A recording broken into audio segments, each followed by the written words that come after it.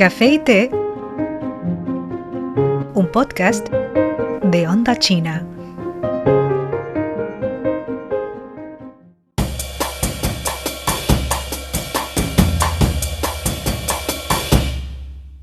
Hola, ¿qué tal? Soy Chandy. Bienvenidos a Café y té. Pedro, hace algunos años, si alguien hubiera dicho que una forma de ópera tradicional china, con siglos de historia, volvería a captar la atención de los jóvenes, no solo en los teatros, sino también en las redes sociales, probablemente muchos lo habrían considerado una excepción o una simple curiosidad. Sin embargo, lo que está ocurriendo actualmente en China parece responder a una tendencia mucho más amplia y sostenida. Hola, saludos, soy Pedro. Buena observación, Sandy. Lo interesante es que no se trata de un fenómeno cultural aislado. Si observamos lo que ha ocurrido en los últimos años, encontramos una tendencia cada vez más visible. Jóvenes que visitan museos con auténtico interés, contenidos sobre patrimonio cultural inmaterial que se vuelve virales, elementos de la vestimenta tradicional que reaparecen en la vida cotidiana, como el famoso traje hanfu, ¿no? Y expresiones artísticas centenarias que encuentran nuevas audiencias en las plataformas digitales. No parece ser simplemente nostalgia, hay algo más profundo detrás de este fenómeno. Y ahí surge la pregunta que queremos explorar hoy. ¿Por qué no estamos hablando de una serie de éxitos ni de un fenómeno cultural puntual, sino de una tendencia mucho más amplia? Un proceso que tiene que ver con la forma en que una sociedad contemporánea se relaciona con su propia historia y su patrimonio cultural. Esto nos lleva inevitablemente a preguntarnos si estamos ante una moda pasajera o ante una transformación más profunda en la manera de entender, valorar y vivir la cultura. Sí, y además este proceso ocurre en un momento muy simbólico porque este año se cumplen 3 años del simposio sobre herencia y desarrollo cultural celebrado en 2023, donde se plantearon por parte del presidente chino ideas muy importantes sobre la continuidad de la civilización china, la confianza cultural y la necesidad de impulsar la transformación creativa y el desarrollo innovador de la cultura tradicional. Hoy queremos ver cómo esas ideas se reflejan en la realidad cotidiana. Pero una cosa es hablar de conceptos en un foro académico o político y otra muy distinta es cómo esas ideas se traducen en prácticas culturales reales, en comportamientos sociales, en formas de consumo cultural y en nuevas narrativas. Y para eso hoy nos acompaña una invitada que trabaja precisamente en ese cruce entre tradición y presente. Sí, una invitada que no puede faltar en una charla así, ¿no? A la hora de hablar de los artes teatrales de China. Por eso, para ampliar este tema, nos acompaña Leticia, creadora de contenido y divulgadora cultural, especializada en ópera tradicional china, con una comunidad muy activa de jóvenes seguidores interesados en este arte. Y Chino con Leticia es el nombre de su canal, que tiene publicaciones y opera en distintas plataformas como Facebook, YouTube, TikTok, lo puedes encontrar. Bienvenida otra vez a Café y Té. Siempre un placer tenerte aquí con nosotros, Leticia. Muchas gracias, saludos de nuevo. Bueno, Leticia, me gustaría comenzar con una mirada más amplia. Durante mucho tiempo se pensó que la cultura tradicional estaba perdiendo atractivo entre los jóvenes y que su interés quedaba limitado a generaciones mayores o a ámbitos muy específicos. Sin embargo, lo que estamos viendo hoy parece cuestionar claramente esa percepción. Desde tu experiencia, ¿qué factores están impulsando este cambio? ¿Y por qué crees que cada vez más jóvenes se sienten atraídos por las expresiones culturales tradicionales? Pues hoy en día muchísimos influencers dedicados a la cultura tradicional y están creando contenido muy interesante. Algunos ofrecen textos profundos y enriquecedores, mientras que otros crean imágenes visualmente impactantes. Un gran número de jóvenes aficionados están muy interesados en la cultura tradicional. Incluso se ha convertido en una nueva tendencia. Como influencers, esto nos anima y estamos dispuestos a explorar más este ámbito y compartirlo con todos, mostrando la naturaleza multifacética de la cultura.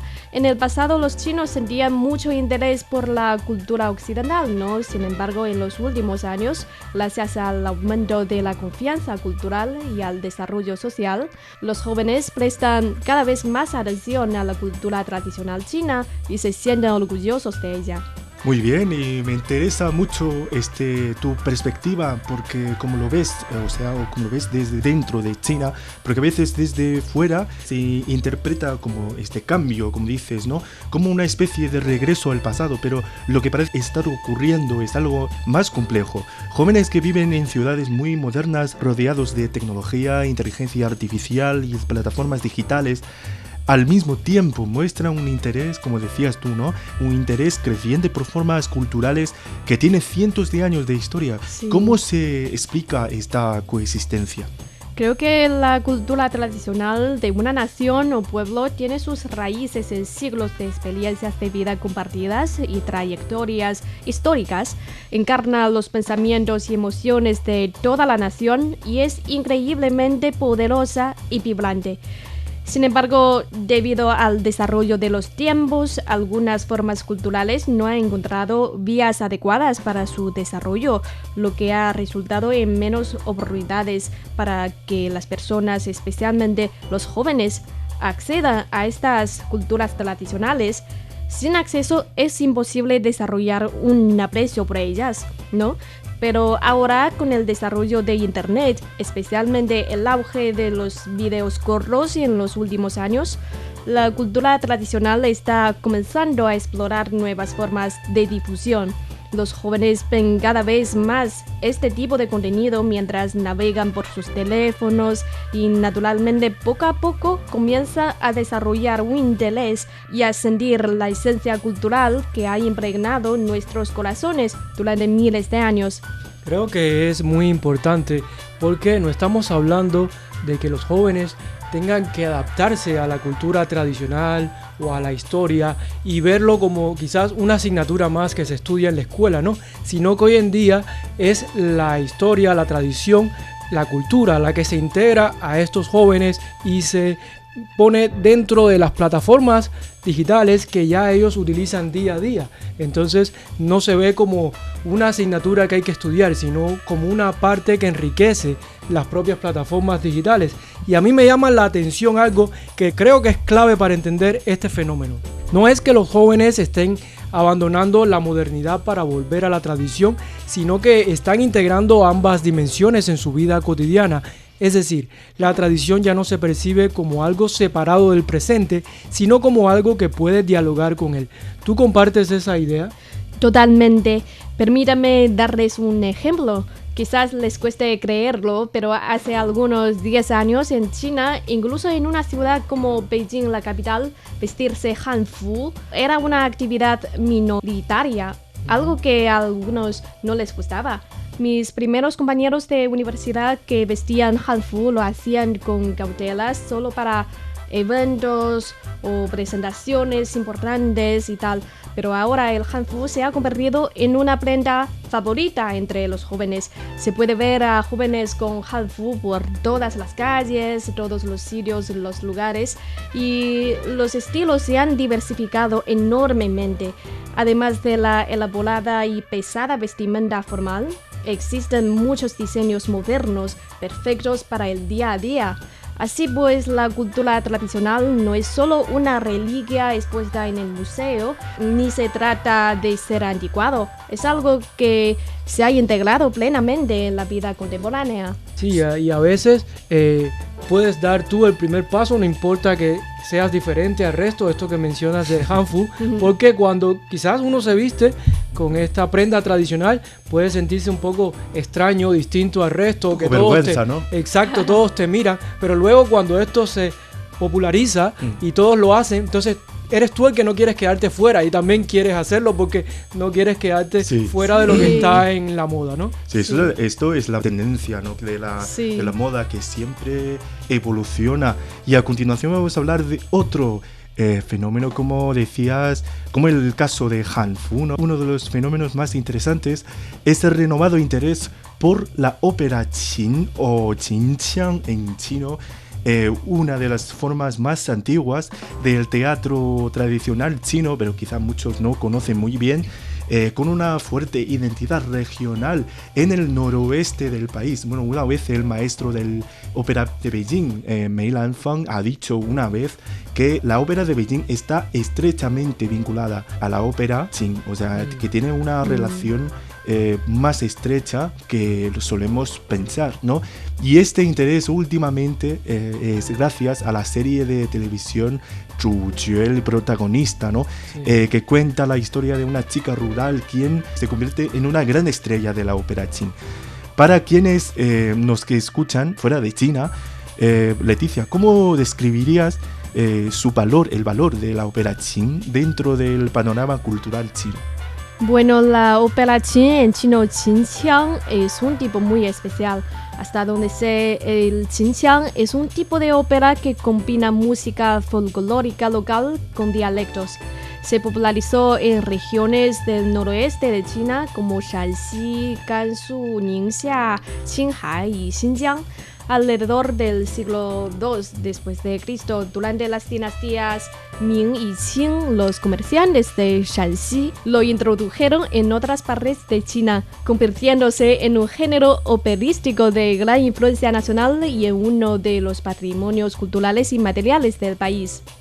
Yo tengo que reconocer algo desde mi propia experiencia, y es que antes de vivir en China, cuando pensaba en la ópera china, prácticamente lo único que conocía era la ópera de Pekín. Por eso, cuando escuché hablar por primera vez de la ópera Qing, me di cuenta de lo poco que sabía sobre la enorme diversidad que existe dentro de este arte. ¿Cuál dirías que es la diferencia más profunda entre la ópera Qing y la ópera de Pekín? No me refiero solo a aspectos técnicos como el canto o la puesta en escena, sino también a la sensibilidad, el carácter y el universo cultural que cada una transmite al público. De hecho, ambas son formas de arte adaptadas a sus respectivas etapas históricas que reflejan y sustentan la vida de las personas en ese tiempo y en ese lugar. Debido a sus diferentes orígenes, exhiben características artísticas distintas. La ópera Qinqiang encarna el carácter de esta tierra, simple, directa y trágica un poco. Su encanto artístico reside en su vitalidad, sin adornos, que refleja la perfección, la audacia y la resiliencia de la gente del noroeste. Y la ópera de Beijing, por otro lado, es más bien un producto de la fusión de la cultura cortesana y diversas artes locales. Mediante un meticuloso refinamiento se convirtió finalmente en un tesoro nacional de China, con un estilo artístico que tiende a la estandarización, la elegancia y el esplendor. Sí, y desde el punto de vista de la difusión cultural, la ópera de Beijing ha tenido históricamente una mayor proyección internacional, como decías Leti y también Sandy, ¿no? Que quizá entre los extranjeros solamente conocen la ópera de Beijing, esto no es normal. Sin embargo, ahora parece que la ópera Qing está ganando más visibilidad desde el propio país y también empezando a aparecer en nuevos espacios mediáticos. O sea, ahora es normal, es habitual que cuando, sobre todo con la proyección de esta serie, cuando abres una red social hay muchísima gente hablando de la ópera Qing ahora, quizá más que la ópera de Beijing. También las cosas características de la propia ópera que no las hay en otras formas de ópera, por ejemplo, pues estamos hablando en estos días unas técnicas escénicas únicas de la ópera Qing, como el escupir fuego, es casi acrobacia, ¿no? O Man Wo Yu, que es una técnica que consiste en una caída lenta y luego se pone el cuerpo tendida en el suelo. O sea, necesita un control corporal, una fuerza, un equilibrio magnífico del cuerpo. O sea, la gente está hablando de estas cosas en la red social. En pocas palabras, hay un cambio del enfoque, ¿no? ¿Y a qué crees, Leticia, que se debe este cambio? A la telenovela. Ahora todos hablan de esta telenovela y su tema es la ópera Qing, claro. También a las habilidades especiales que mencionaste y muy típicas de esta ópera. La belleza de la ópera Qin y los esfuerzos increíbles de los actores ganan el corazón de la audiencia y también gracias a la difusión de las redes sociales. Así que ahora casi todos están hablando de esta telenovela y la ópera Qin. Bueno, tú mencionas un factor clave y es el papel de las plataformas digitales. Hoy vemos fragmentos de representaciones, explicaciones del maquillaje, análisis del vestuario e incluso reinterpretaciones contemporáneas. Todo esto acerca la ópera a públicos que de otro modo quizá nunca entrarían en un teatro tradicional. En ese sentido, ¿cómo ha cambiado el entorno digital la forma de aprender, transmitir y mantener viva esta tradición artística? Anteriormente los artistas veteranos se tomaban el arte muy en serio y la ópera tradicional se enseñaba de maestro a alumno cara a cara. Se utilizaban recursos audiovisuales para explicar los conocimientos operísticos y proyectar programas de ópera formatos muy tradicionales. Sin embargo, influenciada por los nuevos medios, hoy en día la producción de contenido operístico ahora incorpora técnicas diferentes, como el movimiento de cámara y el diseño escénico, etc. Por lo tanto, la ópera se enseña a los jóvenes de hoy de una manera más moderna. Yo creo que los tiempos cambian y no quiere decir que una forma excluya a la otra. Creo que ambas pueden convivir juntas, ¿no? La forma tradicional de enseñar de forma presencial al alumno puede estar, pero para estudiantes más específicos, lo que está claro que de esta forma no se puede difundir a una gran cantidad de personas. Creo que se mantiene esto, pero se incorpora las nuevas plataformas digitales y así puede llegar a un número indeterminado de personas, ¿no? Sí, yo creo que el entorno digital ha ayudado parcialmente a la brecha quizás de transmisión de este arte y resuelve también parcialmente el problema de la problemática de una demografía pues del público más envejecida de la ópera pues tradicionalmente, ¿no? Pero al mismo tiempo pues surge con este entorno digital, ¿no? Una pregunta importante: cuando una forma artística tan compleja se adapta a formatos más cortos o más visuales, ¿existe el riesgo de perder contexto, profundidad o incluso parte de su significado original? ¿Qué opinas de esto, Leticia? Esta es una pregunta muy buena y es una pregunta que siempre he pensado. Insisto en que los formatos cortos consisten en una ventana, ofrecen oportunidades para conocer y entender. No intentan abarcar todas las informaciones, pero son bastante importantes. Desde allí, la gente puede seguir adelante en un nuevo mundo. Por ejemplo, si uno no conoce nada de natación, ¿no? Un día ve un video de natación y de repente piensa: guay, este deporte debe ser muy fresco en el verano, ¿no? Y desde entonces busca más videos, fotos, telenovelas, libros y va a aprender a nadar, ir a las competencias, etc. Poco a poco incluso puede llegar a ser un experto de natación. Si no ha visto ese video interesante en su celular, quizás nunca vaya a saber que de hecho le gusta tanto nadar. Quizá esa tensión entre accesibilidad y profundidad no sea un problema exclusivo de la ópera, sino algo que afecta hoy a muchas formas de cultura en todo el mundo, especialmente en la era digital. Sí, ahora quisiera abrir una última dimensión que es especialmente relevante para un programa como nuestro Café Tech, con una audiencia internacional. Más allá del contexto chino, la pregunta es cómo estas formas culturales pueden dialogar con otras culturas y qué elementos permiten esta conexión. Leticia, desde tu experiencia, ¿qué aspectos de la cultura tradicional china generan quizá más curiosidad o empatía entre públicos extranjeros? Muchos. Antes diría algo como vestimenta, maquillaje, festivales, pero hoy prefiero decir que lo que atrae a ellos es la manera de vivir, la filosofía y la sabiduría de vida y de mundo. A mí me interesa mucho esta cuestión porque a menudo se piensa que para ser comprendida internacionalmente, una cultura debe simplificarse o adaptarse por completo a códigos externos. Sin embargo, en muchos casos ocurre lo contrario. Las expresiones culturales que mayor impacto generan suelen ser precisamente aquellas que conservan con mayor fuerza su identidad. ¿Estás de acuerdo con esta idea? Pues creo que son mismas cosas. Los códigos externos son la parte exterior de las ideas o movimientos con profundas historias, aunque entre diferentes pueblos hay distintas costumbres y modelos de pensar, lo que emociona a todos siempre son las mismas esencias, los mismos valores.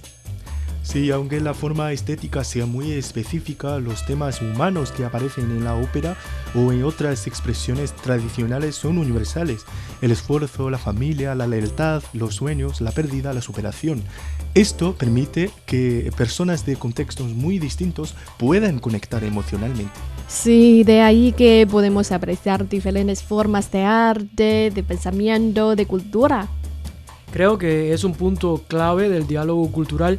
No se trata solo de traducir formas, sino de compartir experiencias humanas que ya son reconocibles, aunque se expresen de manera distintas. Sí, y para cerrar este bloque, me gustaría hacerte, Leticia, una última pregunta. Si tuvieras que recomendar a alguien de América Latina o España que nunca ha tenido contacto con la cultura tradicional china, un punto de entrada, ¿por dónde le sugerirías comenzar y por qué?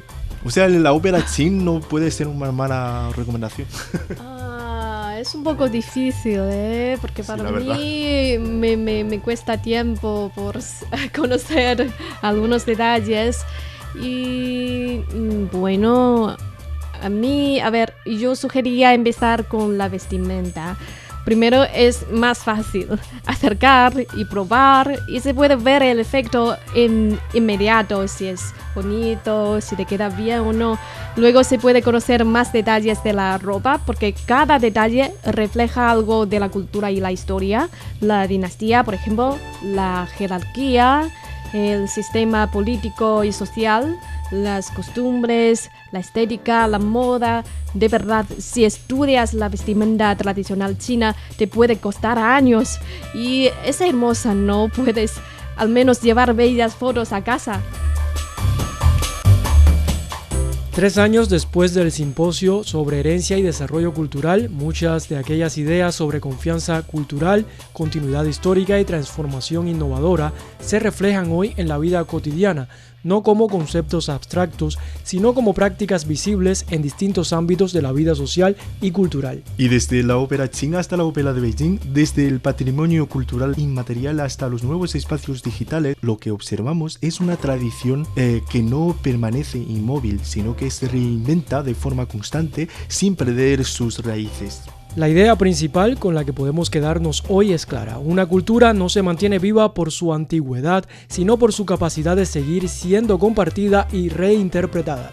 Sí, y ahora damos las gracias a Leticia otra vez por acompañarnos en este episodio y también a los seguidores, bienvenidos a seguirla, su canal Chino con Leticia en las plataformas de las redes sociales. Muchas gracias a ustedes. Y gracias a todos nuestros oyentes por acompañarnos una vez más en Café y Té. Tormentas de ideas, perspectivas, opiniones y análisis. Descubre las nuevas tendencias de las redes sociales. Adéntrate en la cultura, la moda y los temas candentes que moldean el panorama social en China. Café y Té, tu dosis de entretenimiento e información.